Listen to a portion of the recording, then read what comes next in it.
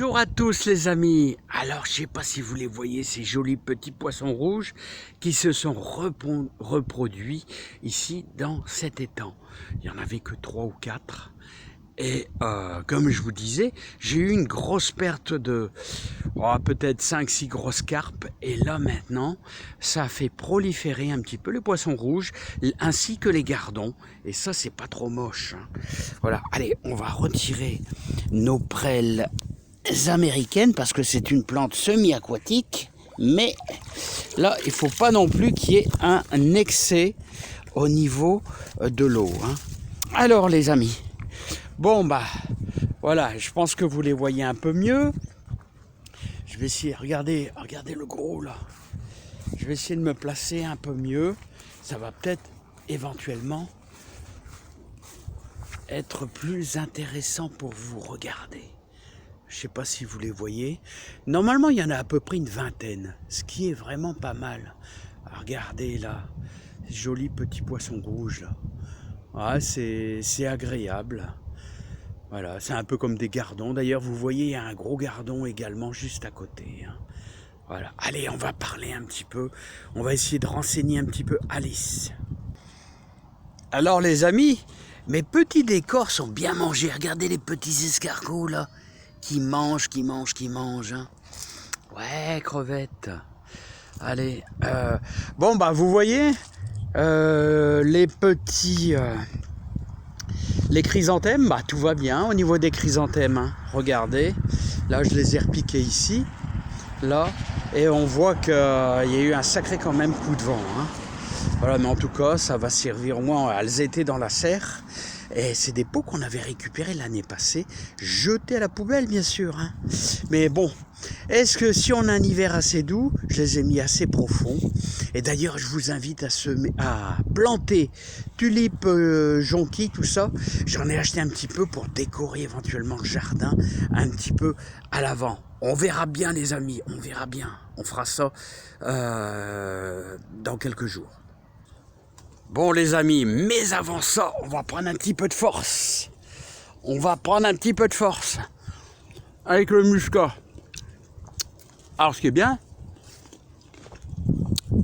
oui, ce qui est bien, dans ces températures assez froides, là aux alentours de 7-8 degrés, c'est que c'est un vrai frigo. Ça bouge pas trop là, jusqu'à un certain moment, on va pouvoir taper dans notre muscat de Hambourg. Ouais. Et croyez-moi, ça c'est un délice. Bon alors les amis, on va essayer de répondre à notre chère et tendre Alice. Alors Alice, tu me dis, tu es en ville, alors comment tu peux faire pour améliorer ton petit potager là, hein? Ah, tu me dis que tu as une petite surface et que au niveau transport, c'est pas facile, hein? C'est pas facile du tout. Bien écoute, c'est vrai que c'est pas l'idéal, hein? Je te dis, à part un petit peu l'or brun là que je te disais là, que tu peux utiliser, mais tu peux, en plus c'est très bon pour ton petit potager d'utiliser, mélanger à ta terre un bon terreau, ouais, un bon terreau. Alors les terreaux, il y a 36 sortes de terreaux. Terreau universel, c'est un petit peu celui qui est polyvalent, qui va un petit peu partout. Mais si tu veux vraiment le top du top au niveau de tes terreaux, moi je te conseille le terreau horticole qui là, si tu veux faire un petit peu de tomate, un petit peu de salade, voilà, il y a un petit peu de fumier qui est mélangé dedans, il y a plein de sels minéraux. Le terreau horticole, c'est un des meilleurs, hein. Voilà. Ou alors tu peux prendre aussi un terreau à rosier, il y a pas mal d'humus, tout ça, de fumier, voilà, hein. Voilà, si c'est pour mettre des fleurs caméléas, tout ça, au rhododendron, n'oublie pas que c'est plutôt de la terre de bruyère, hein. Voilà, hein.